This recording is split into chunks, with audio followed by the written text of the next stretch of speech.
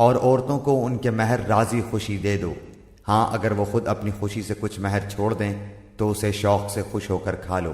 بے عقل لوگوں کو اپنا مال نہ دے دو جس مال کو اللہ تعالیٰ نے تمہاری گزران کے قائم رکھنے کا ذریعہ بنایا ہے۔ ہاں انہیں اس مال سے کھلاؤ پلاؤ، پہناؤ اوڑھاؤ، اور انہیں معقولیت سے نرم بات کہو، اور یتیموں کو ان کے بالغ ہو جانے تک سدھارتے اور آزماتے رہو۔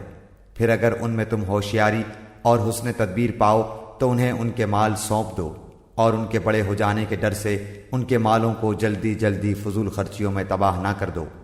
مالداروں کو چاہیے کہ ان کے مال سے بچتے رہیں۔ ہاں مسکین محتاج ہو تو دستور کے مطابق واجبی طور سے کھا لے، پھر جب انہیں ان کے مال سونپو تو گواہ بنا لو۔ دراصل حساب لینے والا اللہ تعالیٰ ہی کافی ہے۔